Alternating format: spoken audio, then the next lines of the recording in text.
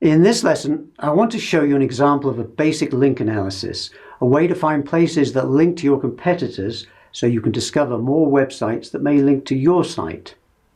As I explained in the last lesson, there are a number of tools, but because Majestic is the one I use most commonly, because it has a very large database, and because you can sign up for free to analyze links to your own site, it's a good place to experiment.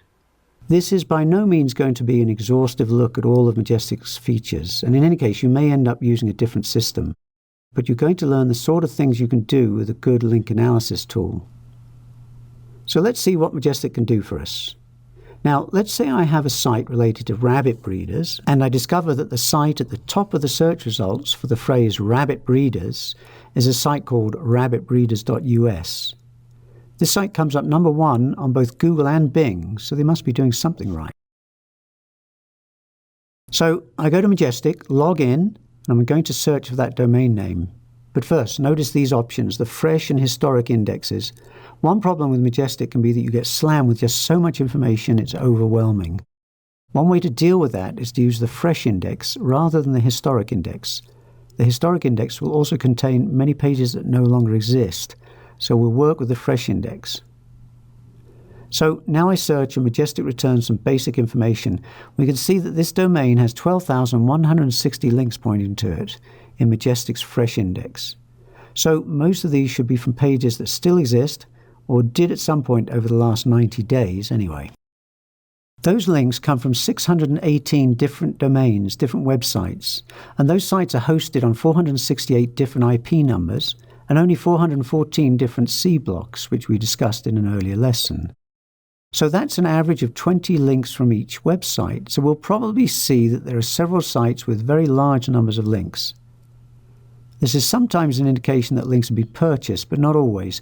It could be that some friendly bloggers have put a link into their blog rolls, the list of links on the side of the pages. Blog roll links end up on every page in the site, so a single friendly blogger can end up providing dozens, maybe hundreds of links. On the other hand, what one often finds is a blog owned by the owner of the site for which we're analyzing incoming links.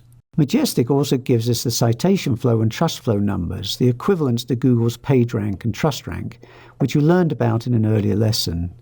In the middle, we can see the topical trust flow, trust rankings broken down into particular categories. Notice, by the way, that these are not great numbers, just 19 and 18 out of 100 respectively.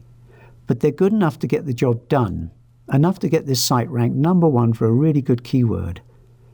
That's simply because the keyword rabbit breeders just isn't very competitive. A more competitive term would require better numbers. As I scroll down, I see the chart that plots trust flow against citation flow. And again, this isn't a great plot. There's not much on the plot, and what there is crammed down near the bottom and to the left. This is an example of a much better plot, something closer to the ideal. But that's okay, the site is still doing well.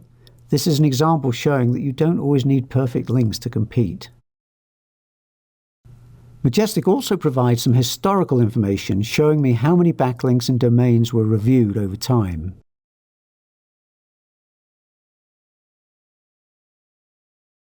Then we can see these pie charts breaking down the found links into types on the left, follow and no follow links, image and text links, and so on. Then on the right we can see a chart showing common anchor texts. If you point at a segment in the chart, a little pop-up will show you information. This chart actually shows that the link text is a broad mix of things. The most common 10 anchor texts only account for 15% of all the links. Below this we see the backlinks table, where we find information about important links. You can see that this first row is a high trust rank, high citation flow page. It's actually a page in Wikipedia, which is great, but of course, as we can see in the link type column, Wikipedia links are no follow links. So from here we can click on the report link at the top of the page and order a full report. I choose from various options, I ask Majestic to create a report, and away it goes to do its work. And here's what the report looks like. There's some general summary information at the top. But if we scroll down, we find these two tables. The one on the left shows the most frequently used anchor texts, we can see that the first line shows 349 links on 64 different websites that use the anchor text rabbitbreeders.us, not surprisingly. This shows the advantage of having keywords in domain names, as I discussed in an earlier lesson. Number 6 on the list is Rabbit Breeders, with more than 2,400 links, but from only 14 different domains. You'll notice that this table is sorted by domains, not by number of links, as the number of linking domains is more important than the overall number of links, as I explained in an earlier lesson.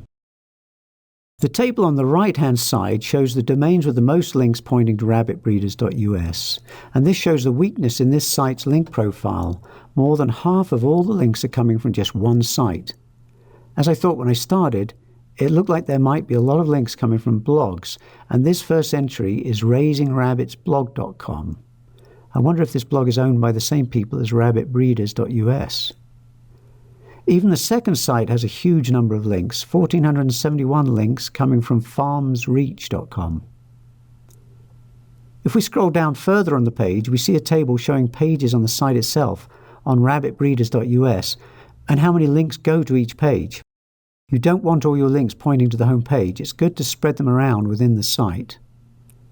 Okay, back up to the top.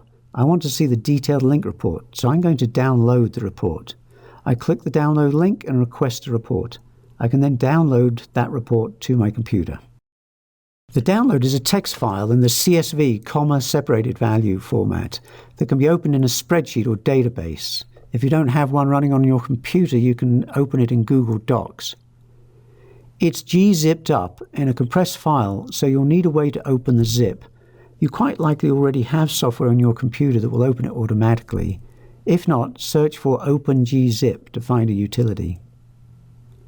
Although it's a text file, you really do need to open it in a spreadsheet or database, as it's not very useful in a text editor. Here I've opened the file in Excel. Excel can open CSV files directly. They don't have to be imported. If you don't have Excel, open it up in Google Docs.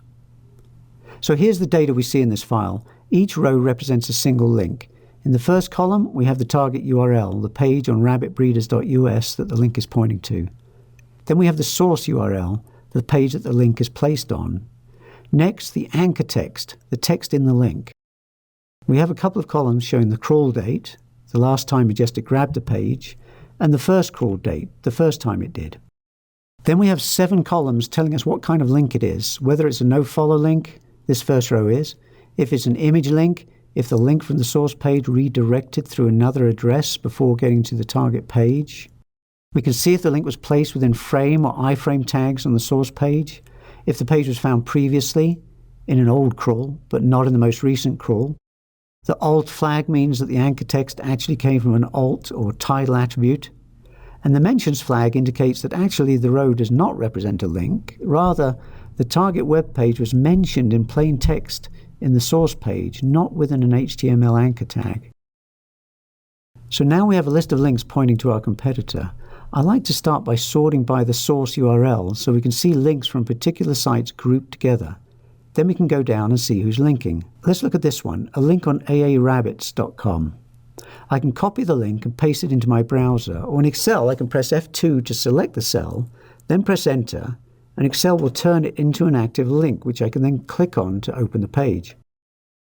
Then, landing on the page, I'll quickly search for the domain name, or actually the anchor text that is shown in the spreadsheet. In this case, I'm just going to search for .us because the domain is a .us name, which is not terribly common. Now, if I search and don't find the domain, I'll go into the source code and search again. In this case, though, I found the link right here.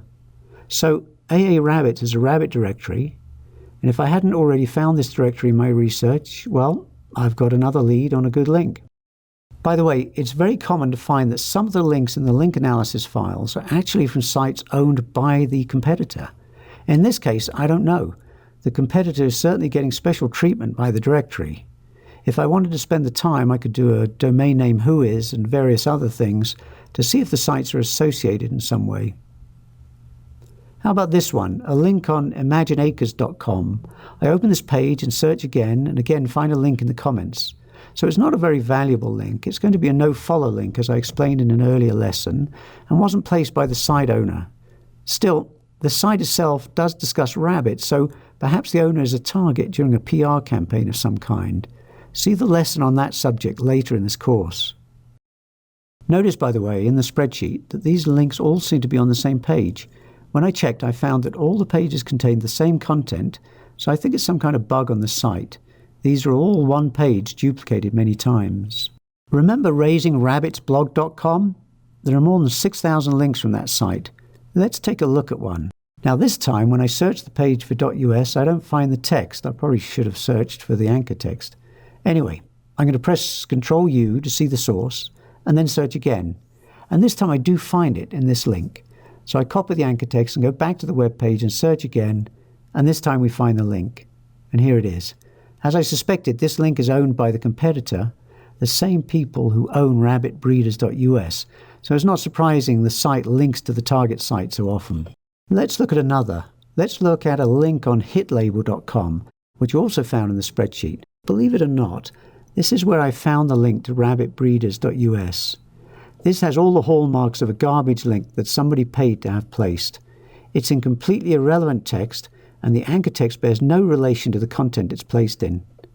Bizarrely, the anchor text doesn't even contain any useful or even related keywords.